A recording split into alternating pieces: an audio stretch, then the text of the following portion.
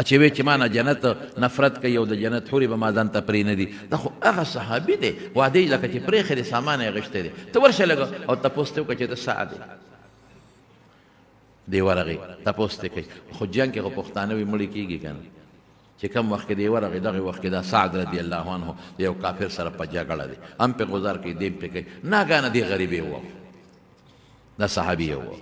په توره چې وی وو تور اسې مو لګېد اسې اخوا پرېوت زخمي شو او دیم په داسې مضبوط ولګېد چې لاندې را پرېوت په خاورو باندې په ځمکه بلکل را پرېوت په تورو په وینو کې شوړ پوړ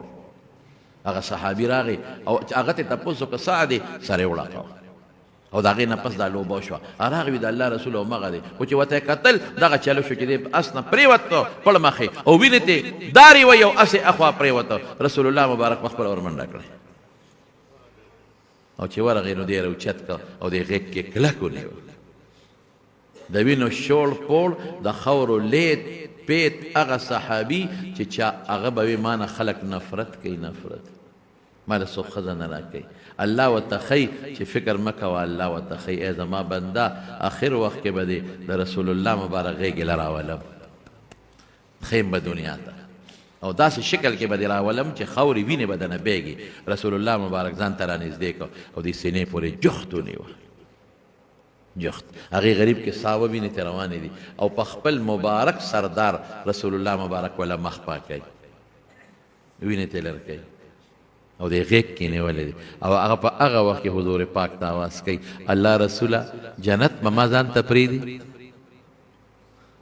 الله رسوله د جنت حورې به ما ځان ته پرېږدي الله رسوله الله به ما ځان ته پرېږدي دنیا کې خو ما نه خلکو نفرت وکړه ما نه به دوی نفرت کوي ما به ځان ته پرېږدي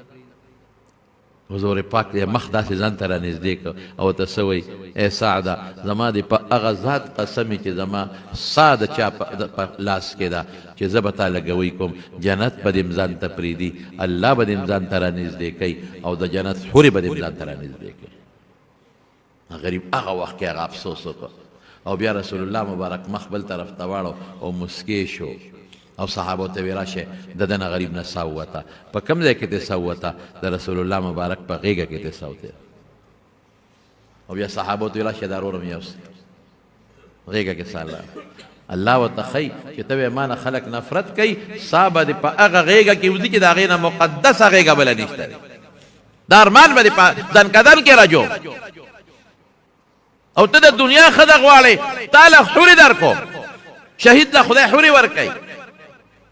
دا د دنیا ښځې به څه کې زه یې دله زر در کومه نو حضور پاک مخ واړه ویې خندل نو صحابو هغه وخت کې تپوس نه کوه وروسته یې تپوس وکړه الله رسوله دا مخ دې دغلته ولې واړو و دې خندل ولې وایي چې ما کله قسم وخوړه چې زه به ګوی کوم تاله به خدای جنت د جنت حورې درکوي وایي الله زما قسم رښتونې کړه وایي ما د جنت یو حوره ولیده چې زما د حوض کوثر نه یې وله اوبه رازغلولې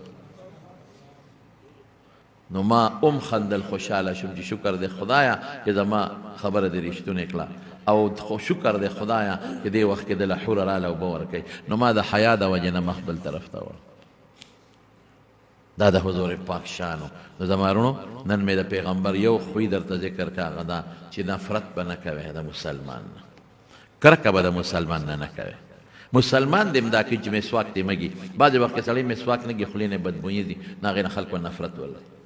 بعض وقت سړی اونه لامبي غسل اونه کې د وجود نه بوی دي الطهور شطر الایمان پاکي د ایمان نیمه حصه ده